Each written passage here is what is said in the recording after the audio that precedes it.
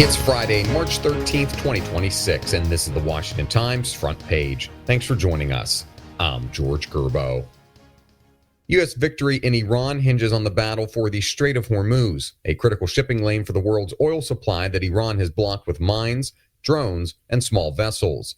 Susan Ferricchio reports the strait's closure also has blocked ships carrying critical supplies of liquefied natural gas, fertilizer, chemicals, and grains. Oil prices have soared 38% since the war started, thanks to panic over the prospect of oil shortages and warnings that reopening the strait could take weeks or months. Some analysts say it'll be difficult to end Iran's control of the waterway without U.S. military forces taking over the strait or escorting tankers. That would impose significant risk to the U.S. Navy and troops. One-way attack drones, a weapon reverse engineered from an Iranian design, are being used by the U.S. for the first time in the war.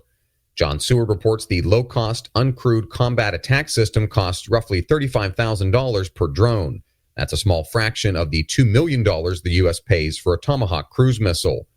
The economics driving the military's enthusiasm for the drones are obvious. The use of high-cost precision rockets and missiles has steadily depleted U.S. stockpiles, as suppliers have struggled to keep pace. President Trump's lack of a bounce in polls from the war in Iran can be attributed to a mix of factors. Jeff Murdoch reports mixed messages from the White House about the war's aims, fears about rising gasoline prices, Americans' war weariness after 20 years in Afghanistan, and the perception that Iran was not an imminent threat have all played a factor.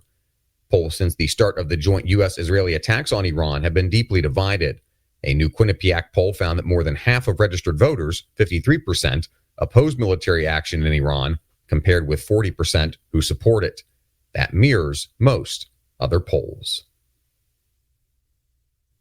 The Arctic is no longer viewed as strategically secondary, as melting sea ice opens new lanes for maritime travel, and Russia and China look to deploy forces and control parts of the region. In Alaska, John Seward reports Russia's buildup in the Arctic has spanned decades, with nuclear-powered icebreakers and forces trained to fight and live in conditions that have devastated militaries throughout history. Arctic conditions challenge the operating temperatures of equipment. Once in the environment, batteries, especially smaller ones used in optics, night vision, and some communications equipment, become much less reliable. And finally, early voting has begun in Virginia, where a referendum would allow the General Assembly to replace its congressional map with one more favorable to Democrats. Stephen Dinan reports Virginia voters are being asked to toss out a map drawn by an independent commission and upheld by the state Supreme Court. Things have run off the rails over the past year as both major parties have raced to orchestrate new maps. At the urging of President Trump, Republicans have redrawn maps in Texas, Missouri, Ohio, and North Carolina. Gerrymandering has been a problem dating to the nation's founding, when Patrick Henry drew lines to try to prevent James Madison from winning one of Virginia's seats in the first Congress.